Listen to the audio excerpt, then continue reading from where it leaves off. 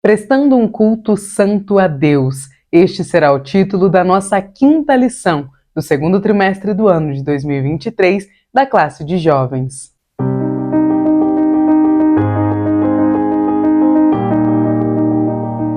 A paz do Senhor, querido aluno e professor da Escola Bíblica Dominical. Eu sou a irmã Damaris, sou professora da EBD, na congregação em que sirvo ao Senhor aqui na Assembleia de Deus em Curitiba. Hoje eu estou aqui para que nós possamos continuar meditando juntos nesta revista em que nós estamos estudando sobre os ensinamentos do livro de Salmos. E hoje nós iremos estudar sobre o Salmo de número 24. Iremos aprender de que forma nós devemos prestar um culto a Deus através dos ensinamentos deste Salmo tão bonito que nós iremos então analisar e meditar juntos na aula de hoje.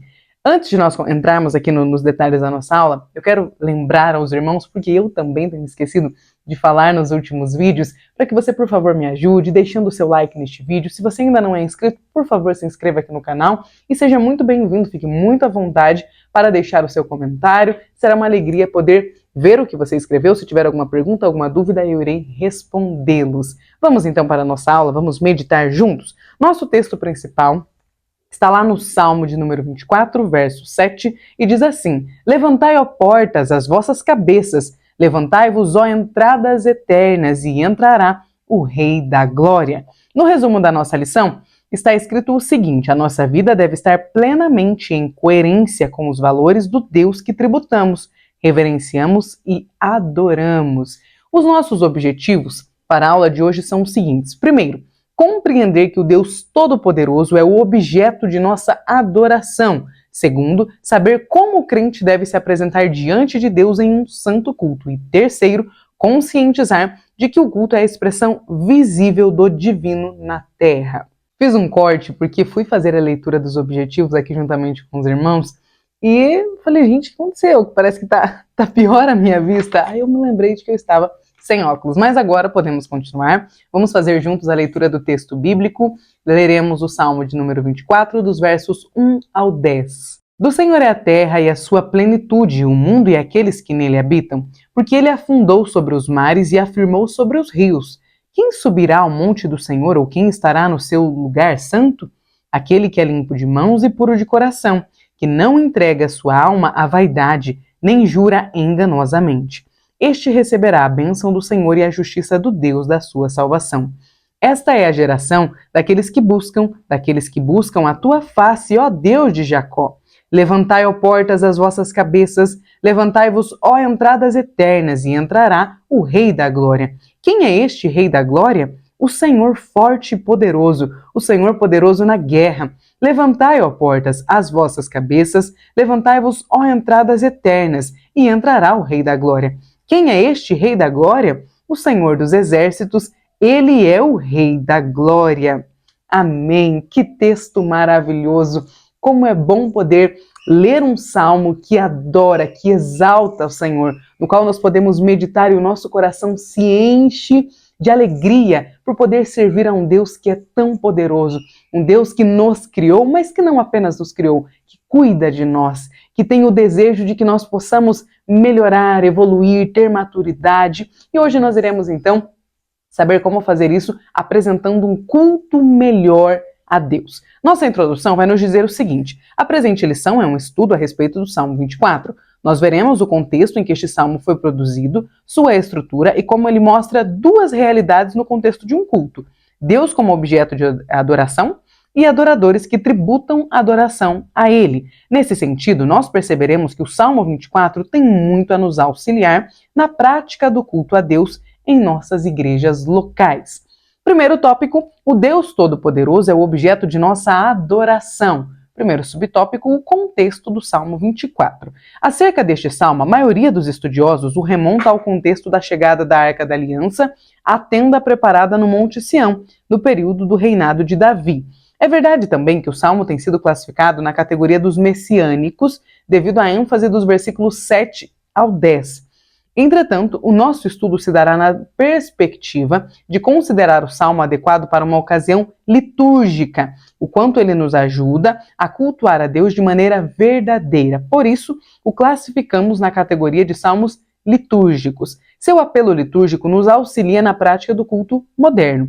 Assim, nós poderemos estabelecer a seguinte estrutura do Salmo 24. Primeiro, a verdadeira natureza da adoração, dos versos 1 ao 6, e segundo, a coroação do rei, dos versos 7 ao 10.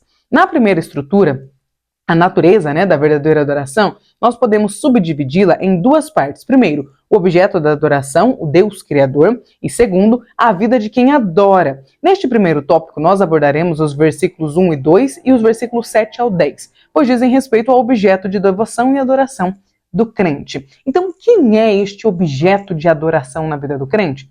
Aqui no segundo subtópico nós teremos a resposta: Deus é soberano. O primeiro versículo atesta que o mundo e tudo que nele habita pertencem ao Senhor. Foi Deus mesmo quem fundou a terra sobre os mares e a estabeleceu sobre os rios. Esse Deus é o objeto de adoração na tenda de Israel. Como estabeleceu o mundo e tudo o que nele há, Deus formou também a nossa vida e nos forjou segundo a sua vontade. Nós somos, na verdade, criação direta do Deus Todo-Poderoso. É a Ele que devemos louvar e adorar. É a Ele que devemos prestar culto. Deus é soberano na vida do seu povo. Não somos onipotentes, onipresentes, nem oniscientes. Estes são atributos que Deus não compartilha conosco e também não compartilha com o inimigo, tá? Eu vejo às vezes alguns cristãos falando de forma ignorante por não saber, mas o diabo não possui as características que Deus possui de onipresença, onipotência e onisciência, assim como nós também não possuímos. Estas são características que só Deus tem, porém, nós somos limitados. Nós não possuímos essas características, assim como também não possui o inimigo das nossas almas, porque nós somos limitados e apenas Deus, o Todo-Poderoso, é ilimitado e infinito. Amém? Eu acho importante nós pensarmos sobre como esse salmo, ele nos traz, ele demonstra a soberania de Deus. E adorar a Deus pelo que ele é, exaltando-o por aquilo que faz dele, Deus, as características que o distinguem, é muito importante no momento do nosso culto. Às vezes nós acabamos tão concentrados nas nossas próprias dores, nas nossas próprias dificuldades, na nossa própria lista de pedido, que nós nos esquecemos de adorar a Deus. Adorar a Deus é fundamental. É muito necessário que nós saibamos como adorar a Deus. Então, um dos principais pontos de um culto, de um momento de oração, de um momento devocional, é adorar a Deus pelo que Ele é exaltar a soberania dele. Então, se por acaso você está aqui ou você, professor, pode falar para os nossos jovens, se eles têm dificuldade em como adorar a Deus, no que dizer para adorar a Deus, este salmo ele nos ensina que nós adoramos a Deus justamente falando sobre quem Ele é, falando sobre o que Ele fez e o exaltando por essas obras tão lindas que Ele pôde fazer. Então, uma das melhores formas de adorar a Deus é o exaltando, é o adorando pelo que Ele é, pelo que Ele fez, pelo que Ele continua fazendo. Uma das obras mais lindas que Ele fez foi a nossa própria vida.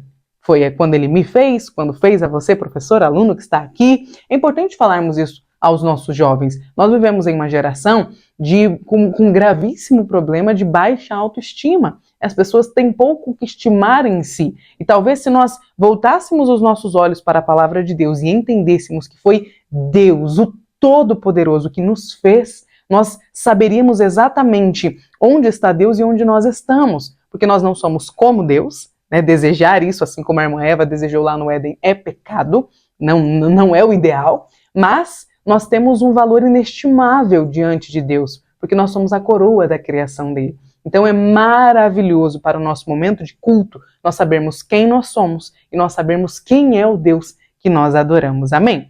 Vamos agora para o nosso terceiro subtópico, a coroação do rei, versos 7 ao 10. É possível contextualizar esses versículos a um chamado ao povo diante das portas da tenda que se tornou templo. O pastor George Wood, em sua obra sobre Salmos, diz que nos versículos 3 ao 6, o adorador está fora do templo, mas nos versículos 7 ao 10 ele está dentro da área do templo. E enquanto ele está dentro, é como se o Senhor entrasse por aquelas portas, porque veja só, é o Senhor forte, poderoso e Rei da Glória que entra no templo. Eu achei muito boa essa explicação do pastor George Wood, porque ele está nos dizendo, olha como estes salmos, estes 10 versos, eles deixam transparecer algo como se fosse, aqui dos versículos 3 ao 6, que o adorador estivesse fora do templo. Aí dos versículos 7 ao 10 parece que ele já está lá dentro. Enquanto ele está lá dentro, ele está vendo o Rei da Glória entrando pelas portas do templo. Olha que interpretação belíssima para estes versos do Salmo 24. Como cristãos, nós também aplicamos os versos 7 ao 10 à messianidade de Jesus Cristo. Quando nós falamos sobre salmos messiânicos ou versículos messiânicos, livros messiânicos, nós estamos falando de alguns pontos da Bíblia que são profecias diretas ou indiretas a respeito da vinda de Jesus, do Messias, por isso nós falamos messiânicos. Então aqui também existe uma característica messiânica, porque está falando quem é este, o Rei da Glória, o Senhor. Aí traz a resposta também o Salmo, né? Então, continuando, veja só, nosso Senhor é o Rei da Glória, é o Emanuel, isto é, o Deus conosco, o Deus que se tornou barro, que se fez carne, assim como nós somos, que habitou a este mundo, ao mesmo mundo que nós habitamos, ao mesmo mundo que ele havia criado. Embora tenha sido humilhado com uma morte de cruz, Deus o exaltou soberanamente, dando-lhe um nome que é sobre todo nome, para que todo joelho se dobre diante dele e toda língua confesse que Jesus Cristo é o Senhor. Assim, o Salmo 24 nos ajuda a adorar o Deus Filho, Jesus Cristo. Ele é o elemento cristocêntrico do culto cristão. Nele experimentamos um pouco do reino externo do nosso Senhor, quando um dia será implantado neste mundo por Ele mesmo e de uma vez por todas, como o livro de Apocalipse, em seu capítulo 20, nos explica.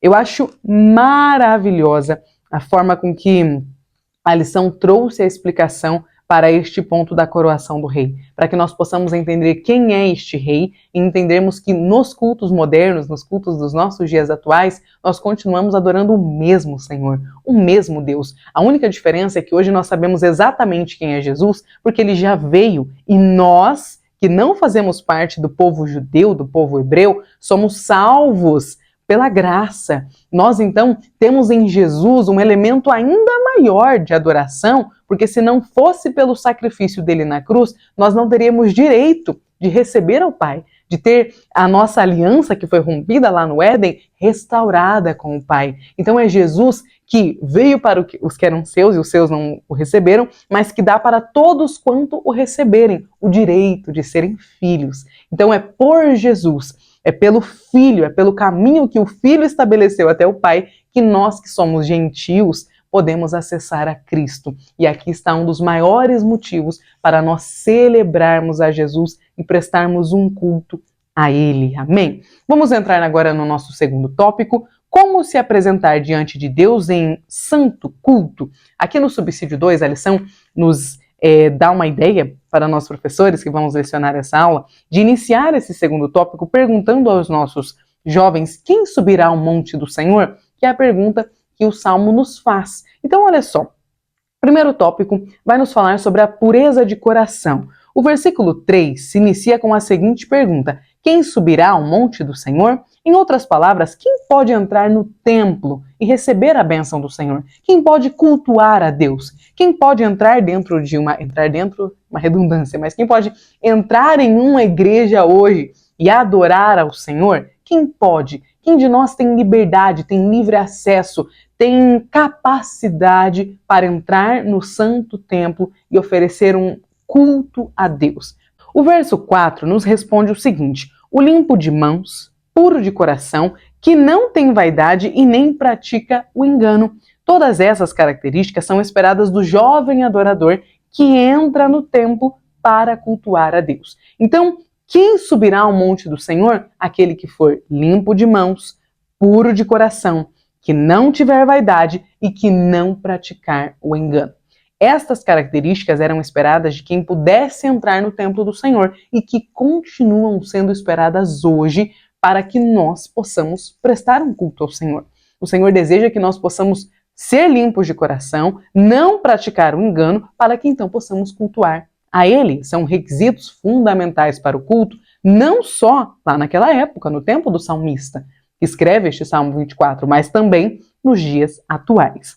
Então veja só, a pessoa, o jovem que possui as características que foram citadas aqui, ele é um adorador, é uma pessoa que entra no templo para cultuar a Deus, mas que tem um tipo de vida anterior. Ele não é só uma pessoa que entra para cultuar a Deus, que não se importa com a vida que ele levou até chegar à porta do templo, ou nos nossos dias até chegar à porta da igreja. Essa pessoa, ela renuncia o próprio ego para entronizar a Deus em seu coração. É um estilo de vida. A pessoa que chega ali, ela possui o seguinte estilo de vida, um que tem consequências práticas para fora do templo. Ou seja, eu não venho apenas ao templo, faço o que tenho que fazer e volto para a minha vida sem nenhum tipo de mudança.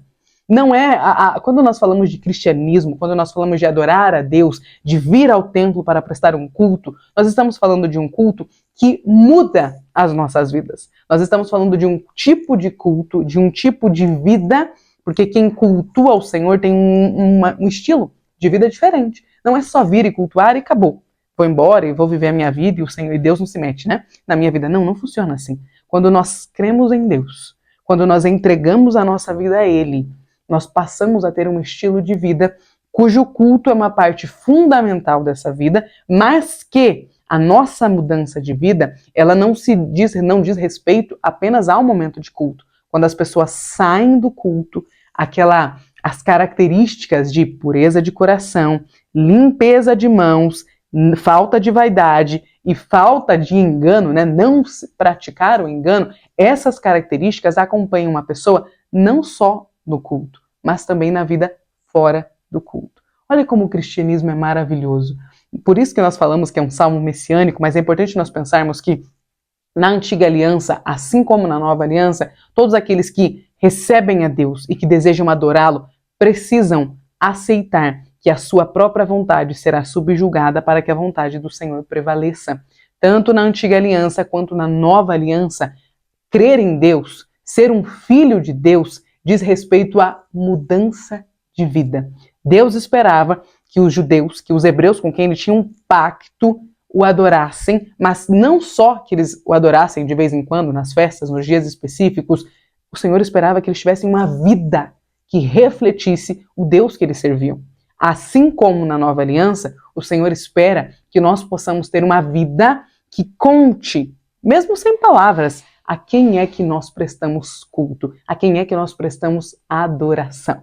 Amém? Vamos continuar aqui? Bênçãos e justiça de Deus, segundo o subtópico. Os versículos 5 e 6 trazem uma promessa. O adorador que age de acordo com os versículos 3 e 4 receberá bênçãos de Deus e sua justiça para a salvação. Nesse sentido, esses adoradores são os que buscam a face de Deus. Sim, o adorador ele é chamado para se apresentar diante do Altíssimo, para adorá-lo, buscá-lo e exaltá-lo.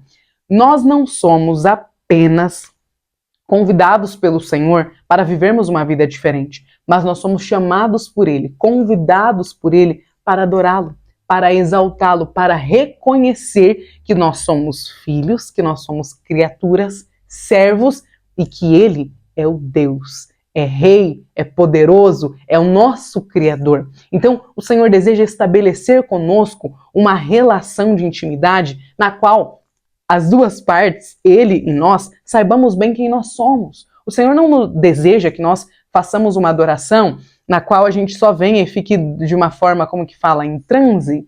Sabe, que a pessoa vem ali e fique meio que, tô meio que ausente. Sabe, só fui ali cumprir um requisito. Existe alguns tipos de culto no qual as pessoas usam algumas substâncias para ficar meio fora do raciocínio para poder adorar a divindade da qual elas estão ali.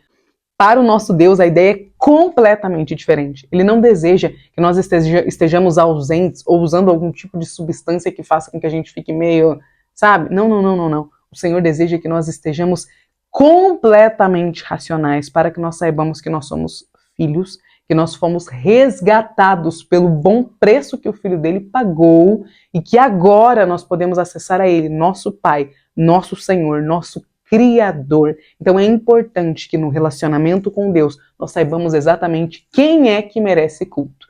E quem merece culto, quem merece adoração é o nosso Deus, que é digno de todo o nosso louvor e de toda a nossa adoração. Amém, aleluias! Falar de adoração a Deus já desperta em nós uma vontade de adorá-lo, não é mesmo? Então vamos continuar aqui na nossa lição? Terceiro subtópico é tempo de subir ao monte do Senhor. O Salmo 24 nos chama a subir ao monte do Senhor. O Novo Testamento aprofunda essa compreensão do templo de Deus. Hoje, o Espírito Santo nos impulsiona a glorificar a Deus. O escritor aos Hebreus diz que, tendo, pois, irmãos, ousadia para entrar no santuário, pelo sangue de Jesus, pelo novo e vivo caminho que ele nos consagrou. Em Cristo, nós podemos adorar a Deus em espírito e em verdade. Nesse sentido, o jovem que sobe ao monte do Senhor vive integralmente um estilo de vida de um verdadeiro adorador. Mais uma vez, a lição reforça o fato de que o nosso culto a Deus não deve ser um momento extra da nossa semana, do nosso mês, do nosso ano, do nosso dia. O culto a Deus, ele é mais uma parte do estilo de vida que nós adotamos, que nós passamos a ter quando nós deixamos, na verdade, que o nosso velho homem morra e ressuscitamos uma nova criatura. É importante nós pensarmos que novo nascimento significa exatamente adotar um novo estilo de vida.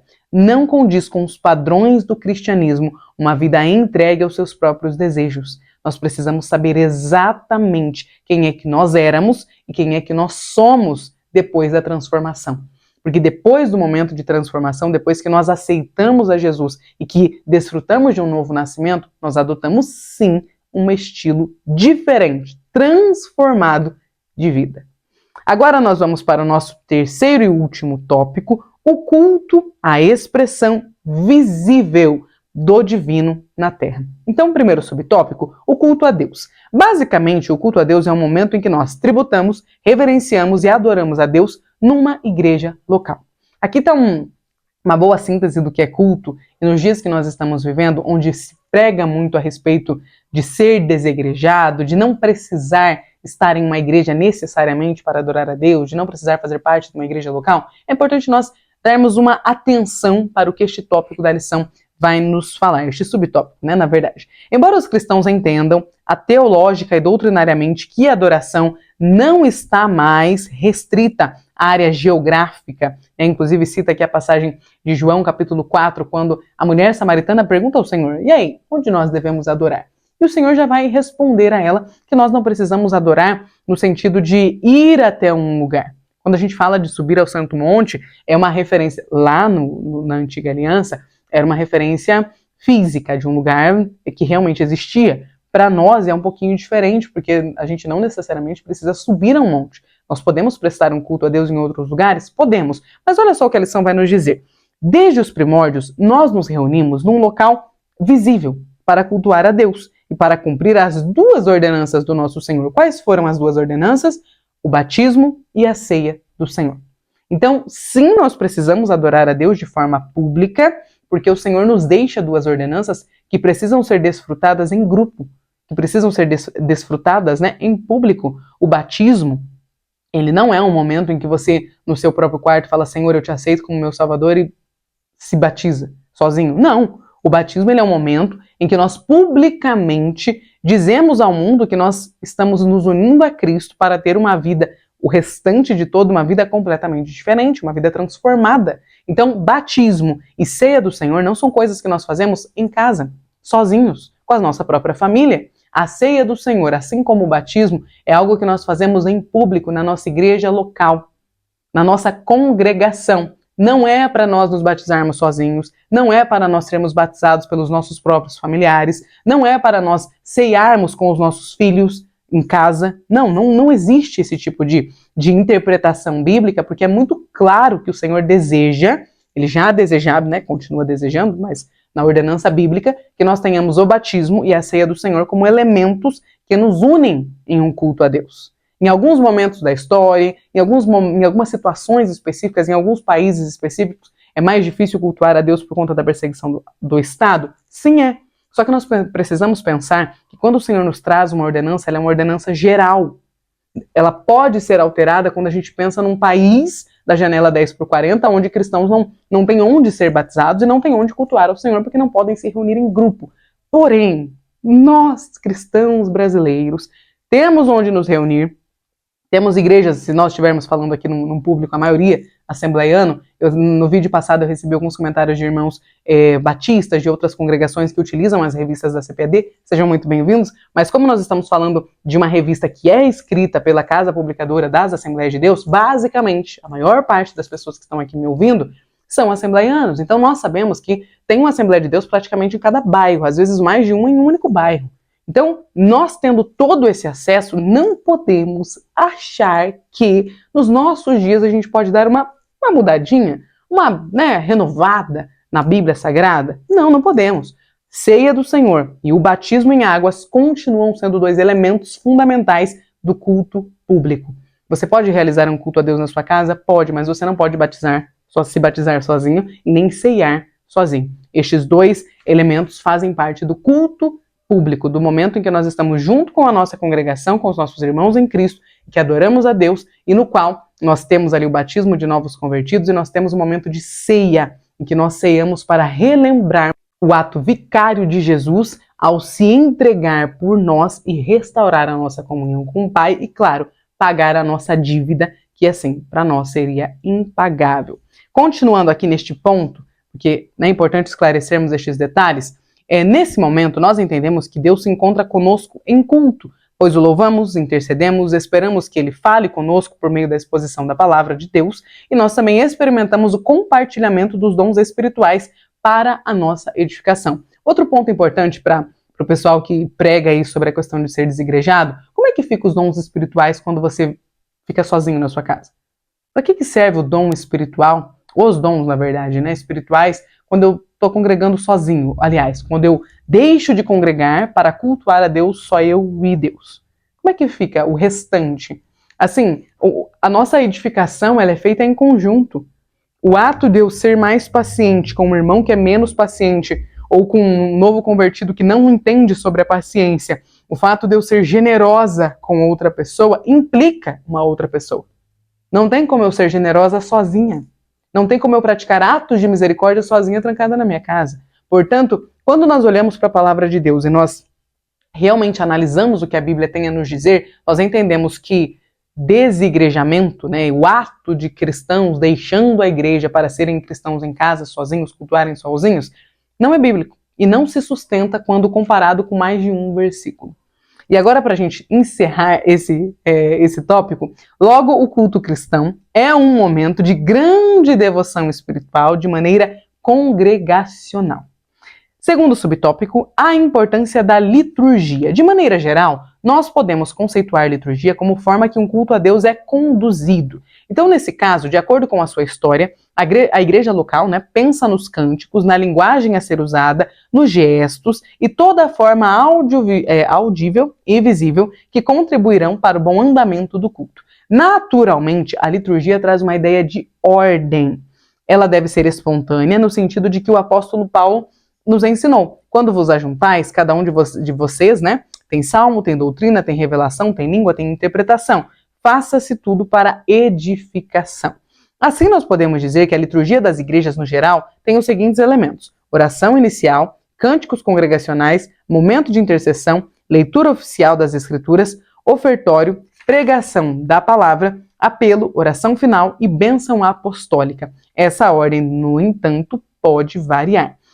Inclusive, irmãos, comenta aqui embaixo para mim, fazendo favor, como que funciona a liturgia do culto do qual vocês participam. Na minha igreja, a liturgia segue exatamente o que está escrito aqui, com a diferença que faltou a parte dos avisos. Depois aqui do apelo, a gente geralmente entra na parte do culto chamada de avisos. Mas eu já fui em igrejas que o aviso é no momento da apresentação. Faltou a apresentação, eu acho, A apresentação dos visitantes. Faltou, ó. Depois do momento aqui de ofertório.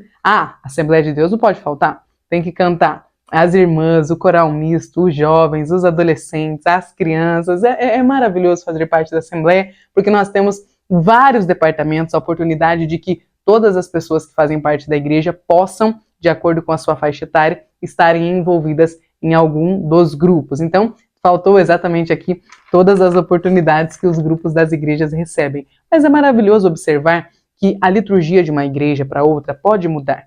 Só que, o que é importante? Ter uma liturgia porque ela nos remete à ordem e o nosso Deus é um Deus de ordem, e entender o que é fundamental numa liturgia. nós precisamos de oração quando nos reunimos, nós precisamos de leitura da palavra quando nos reunimos, nós precisamos de cantar quando nos reunimos e nós precisamos ouvir a palavra. Todos os outros elementos do culto, eles podem ser alterados de acordo com o lugar em que a igreja está, com o horário que o culto é feito, com o país, o estado, a cidade, tudo isso pode ser alterado, desde que um culto a Deus, quando as pessoas se reúnem, tem os elementos que o apóstolo Paulo nos ensinou no versículo que nós acabamos de ler. E agora nosso último subtópico, como devo me preparar para o culto? Agora falando de um elemento mais pessoal.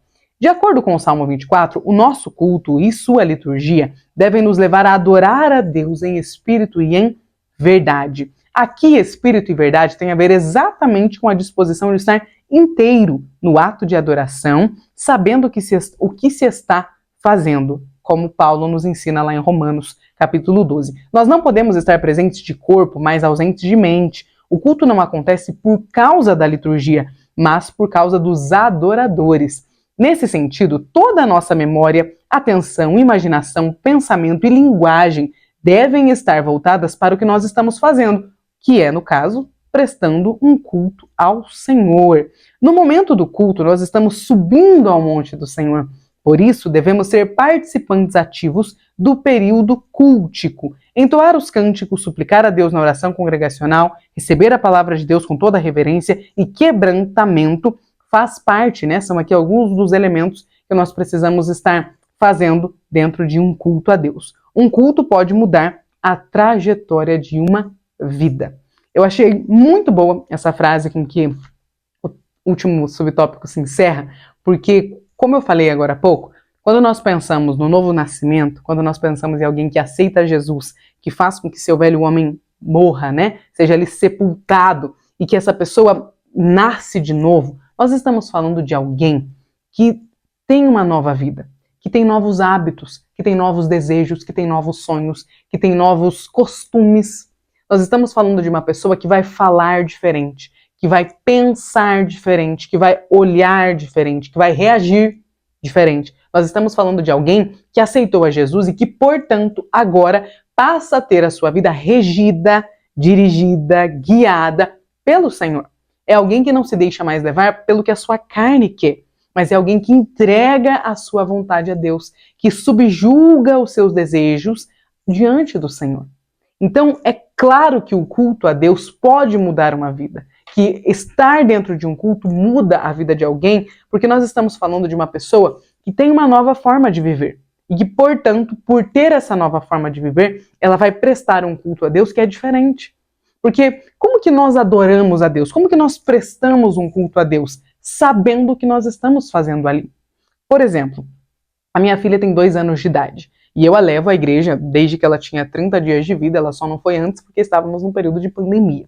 Mas eu tenho ensinado ela todos os dias como cultuar a Deus. E uma forma que eu encontrei muito boa de ensiná-la é com o culto doméstico em casa. Quando eu ensino ela, filha, agora nós vamos adorar a Deus. Ela quer descer, ela quer fazer outras coisas, eu falo, filha, agora a gente não pode pegar porque nós estamos adorando a Deus. Então eu começo a ensiná-la de acordo, né, com uma linguagem que ela entende, trazendo ali para uma criança, para o entendimento de uma criança de 2 anos, que no momento do culto nós estamos pensando em Deus. E aí ela quer pegar a massinha, eu falo, a gente não pega a massinha na hora do culto, porque a gente está cultuando o Papai do Céu. Então, percebe como a gente vai aprendendo o que é culto a Deus? As nossas crianças vão entendendo que no momento de culto eu estou de forma presente, inteira, adorando a Deus. Ou seja, eu não mexo no celular, eu não converso com as pessoas do meu lado, eu não fico passeando, indo ao banheiro, porque eu estou cultuando a Deus. Às vezes o que nos falta é o entendimento do que realmente é o culto. Então, este salmo, o estudo deste salmo, nos conscientiza do que é o culto. E mais do que isso, este salmo nos faz pensar na soberania de Deus. Portanto, cultuar a Deus significa estar diante do Deus supremo, do ser soberano. Sabe quando a gente está num lugar que está todo mundo quieto, que a gente fica meio que reverente na obrigação? Por exemplo, quando você entra num júri, que está todo mundo em pleno silêncio. Quando você entra em uma sala de médico, que a gente chega às vezes para ser atendido e está um silêncio sepulcral, todo mundo quietinho, você ouve uma tosse ou outra, um espirro ou outra, mas está todo mundo assim quietinho. Quando a gente entra nesses lugares, nós não somos naturalmente impelidos a ficarmos quietos, a ficarmos numa biblioteca, por exemplo. Você chega numa biblioteca, tá todo mundo quietinho, estudando, tem aquele monte de placa, fica em silêncio, e você fica quietinho. Por que quando nós vamos ao culto, e eu não estou dizendo que no culto nós temos que ficar quietos, mas agora pensando no sinal de reverência, por que nós, dentro das nossas igrejas, muitas vezes perdemos essa noção de temor? Quando você entra em uma biblioteca, você fica quieto, você faz silêncio por respeito às pessoas que estão lá, não é mesmo? E por que é que nós, muitas vezes, entramos na igreja de forma irreverente? Será que nós estamos nos esquecendo de que as pessoas que estão ali estão também prestando um culto a Deus? Ou será que nós perdemos o temor a Deus e não sabemos mais de quem é este objeto de adoração que nós estamos adorando? Porque nós estamos diante de Deus. Se numa biblioteca a gente fica quieto por conta das outras pessoas, imagina num culto a Deus. Como é que se cultua? No momento em que todo mundo está lendo a Bíblia, não é momento de ficar passeando. Sabe, irmãos, esse salmo ele me fez pensar que quando eu olho para o Senhor, para Deus, para a imensidão que é o nosso Deus, alguém que não teve começo, que não terá fim, que fez os céus e a terra e que nos formou, que nos chamou pelo nome antes que nossos pais soubéssemos da nossa vinda. Num culto você está adorando a essa pessoa. E essa pessoa merece toda a nossa adoração, merece todo o nosso temor, é digna de toda a nossa reverência. Vale refletirmos juntamente com os nossos jovens o que é um culto, como nós estamos prestando o nosso culto, e de forma mais pessoal, como eu estou prestando o meu culto a Deus. Nós estaremos lecionando essa aula num domingo. Que tal fazermos um desafio aos nossos jovens?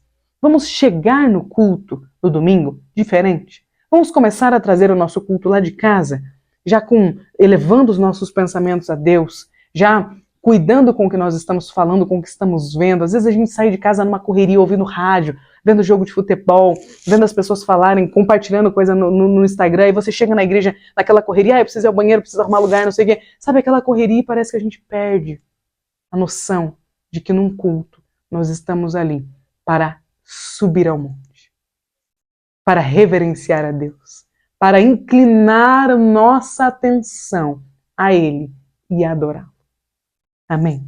Eu desejo que nesta aula o Senhor te use, que Ele te capacite, para que você possa ensinar aos seus jovens a respeito dos elementos fundamentais no momento do culto a Deus. Amém? Deus abençoe. Obrigado por ter chegado até aqui. Até a próxima aula.